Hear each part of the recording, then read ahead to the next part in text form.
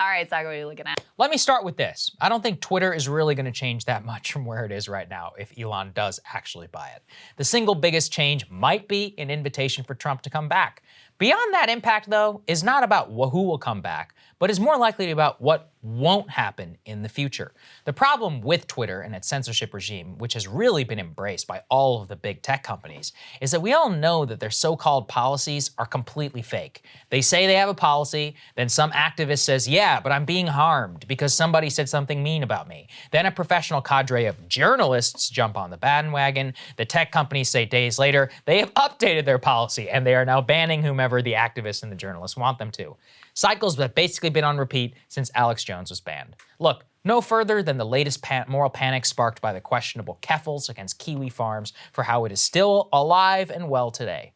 There really are only two losers when it comes to Elon's purchase of Twitter. One is Elon himself, who entered into a deal at the top of the market and is about to pay over double what Twitter is actually worth. I have not and will not bet against him, but he certainly does have a titanic task ahead of him, just as big as getting the first SpaceX rocket before him off the ground. It will almost certainly lose a lot of money for years to come if he ever does make it back at all.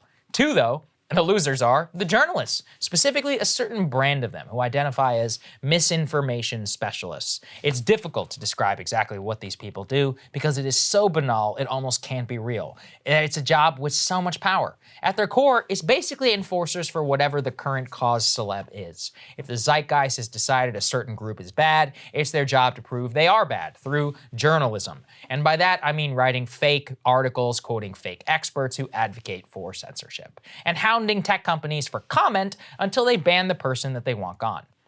So, predictably, the people most upset are the people who are going to lose this power. Let's get acquainted with them. Perhaps the worst offender, aside from Taylor Lorenz, is one Ben Collins over at NBC News. Collins threw a fit when the news broke that Elon would after all buy Twitter, saying, quote, I do think this site can and will change dramatically if Musk gets full control, adding if it gets done early enough, it could actually affect the midterms. Really? Continue, Ben. He adds, quote, he can elevate any idea or person he wants through recommendations and UX choices. There will be no oversight on this private company. So who wants to tell him? The true insanity of Collins' protests is a few admissions. First is that content moderation policies on one of the largest social platforms on Earth can and probably could sway the election. If that remains true of Musk, if he buys it, then by definition it is already the case. In which case, cases like censoring that Hunter Biden laptop story, removing or censoring elected government officials, is itself election interference. In fact, the only story to arise so far from the corporate press coverage of Elon Musk's decision to buy Twitter is how much the mask has come off in the ramifications of these decisions that they have been in charge now for some time. Politico arguably had the most to-the-point headline of all of them. Quote, Musk to buy Twitter after all, in reversal that will reshape 2024. Consider that. To date, that argument has been simple. Twitter is a private company. It can do whatever it wants. Content moderation on the platform is about protecting users. If you allege it has electoral ramifications or anything else, you're a conspiracy theorist. And yet, here they are now saying it out in the open because now it might have electoral ramifications that they don't control. What's so telling to me are the people that highlight to quote as to why this is dangerous. The first person quoted in the story is some guy named Evan Feeney, the deputy senior campaign director at the Color of Change, which is a so-called civil rights group. He tells Politico, quote, free speech is bad because, the quote, the changing of policies around misinformation, election ads, content, and undoing bans will be harmful effects on black users and voters. Adding, the deal going through was already going to be harmful. The deal going through in this moment amplifies the harms that are going to unfold.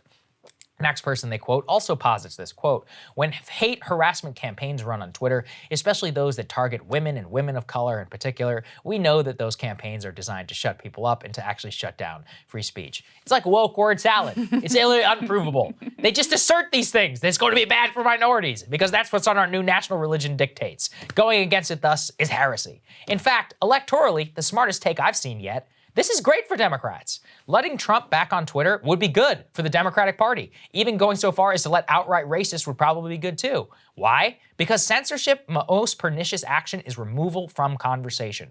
Sometimes having a bad conversation and staring something right in the face is exactly what spurs people to action. Trump being off Twitter is the best thing that ever happened to him. No more facelift tweets about Mika Brzezinski, no more insight into his bizarre obsessions.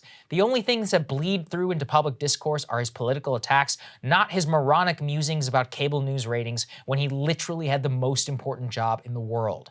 Twitter was a perfect view into how vacuous and obsessed with trivial drama that he actually was. People should see that and make up their mind. I believe this to be the case with all public discourse. Allowing speech and grappling with it in its entirety is actually the best way to achieve social consensus. We deserve to see who Trump really is. We deserve to see who any elected official is, to the extent that they allow us to see them. It actually makes us better citizens, even if we don't like it on occasion. You can't hide things because you don't like in a democracy, because eventually people will make their will known. I'd rather it be known always instead of just a surprise every single time we have an election. Where did these people even come from, we ask? That's always, I mean, look, and I thought Iglesias was right. And I don't think it's a good, I like Trump not being on Twitter. Yeah, I couldn't stand him. Cable news is ripping us apart, dividing the country, making it impossible to function as a society, and making it impossible to know just what is true and what is false. But the good news is they are failing and they know it.